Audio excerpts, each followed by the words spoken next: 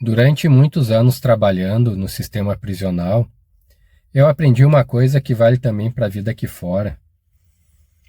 Muitas vezes, o perigo não vem de quem te odeia, ele vem justamente de quem senta ao teu lado. Eu vi isso acontecer em uma penitenciária, de forma brutal, e a história ela começa com um preso que acreditava estar entre amigos. Eu vou chamar esse preso de João por questões éticas. O João, ele era plantão da galeria. E eu vou te explicar rapidamente como funciona dentro de uma galeria. Infelizmente, as galerias no Brasil são dominadas por facções. A grande maioria delas, existem algumas exceções, mas a grande maioria é dominada por facções. E no Rio Grande do Sul não é diferente. E nessa galeria tinha a facção que comandava. Dentro de cada galeria existe a prefeitura, ao menos aqui no Rio Grande do Sul se chama assim. Essa prefeitura ela é composta por presos que controlam as ações dos demais presos dentro da galeria e outras movimentações e determinam a lei deles ali dentro da galeria. É claro que o Estado, de certa forma, se aproveita dessa situação e, no meu ponto de vista, terceiriza um pouco da disciplina da massa carcerária para essa prefeitura. Mas, enfim, não é essa a questão. Dentro dessa galeria tem a prefeitura e nessa prefeitura tem o plantão, que seria o prefeito. E os demais são auxiliares, são o que dão a força física, a força de controle dentro da galeria, porque uma pessoa só não controla uma galeria inteira. Então existe uma equipe que compõe a prefeitura. Muitas vezes essa força ela se faz valer na brutalidade, digamos assim. Então tinha esse prefeito, o plantão, João. Num dado momento, a penitenciária recebeu a transferência de uma liderança regional dessa facção. E esse preso, ele era um amigo de infância do João. E por ser uma liderança e por ser um amigo de infância do João, foi alojado na cela 1, na cela da prefeitura, que é a cela de mais status dentro da galeria.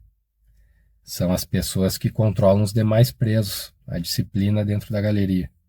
E essa prefeitura, ela é responsável por manter o diálogo entre a administração, a segurança da penitenciária e a massa carcerária. Eles recebem instrução, qualquer problema é o plantão que traz para a direção e qualquer solicitação, determinação, a administração conversa com esse plantão para ele repassar para os demais da galeria. É assim basicamente que funciona, bem por cima. Então, passaram-se alguns meses. Um certo dia, os presos da galeria chamaram com urgência os policiais penais, porque o preso João estava passando mal. Imediatamente que foi constatado a gravidade do caso, o João foi socorrido, foi encaminhado para o hospital e logo em seguida veio a óbito. O que foi constatado depois na perícia, no laudo, é que ele havia sofrido asfixia mecânica. E o que chama a atenção nesse caso, e que justamente traz uma reflexão para o nosso mundo aqui fora, é que o João ele acreditava estar entre amigos e ele morreu, né? Foi morto dentro da cela por alguma dessas pessoas. E dentro dessa cela tinha um preso que era amigo de infância dele. E os demais que foram escolhidos principalmente por ele para ficarem alojados ali naquela cela.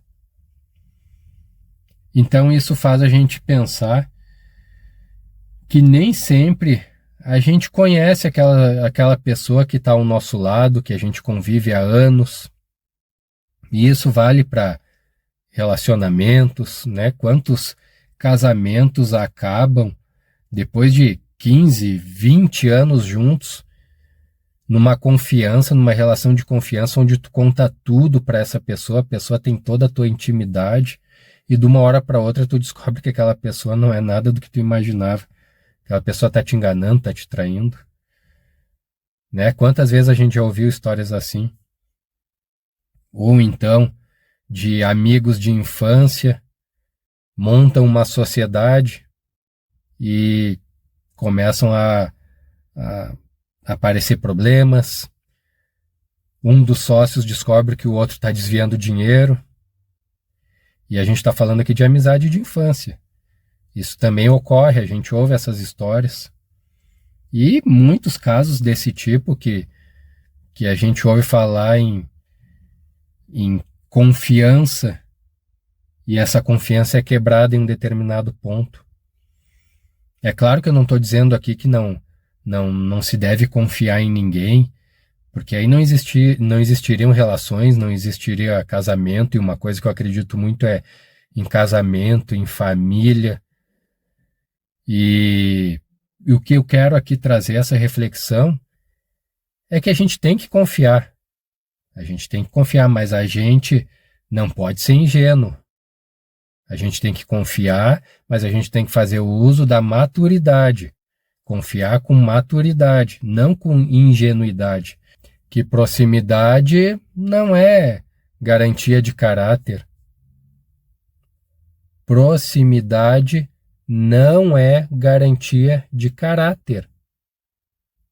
Então, o que aconteceu dentro dessa penitenciária, a gente pode trazer para o mundo aqui fora também. Um ambiente extremo, um ambiente onde interesses, eles falam mais alto que qualquer relação, mas a reflexão ela não fica lá dentro, ela serve para todos nós, porque a vida ensina, muitas vezes da forma mais dura possível, que conhecer alguém por muitos anos não significa conhecer alguém de verdade.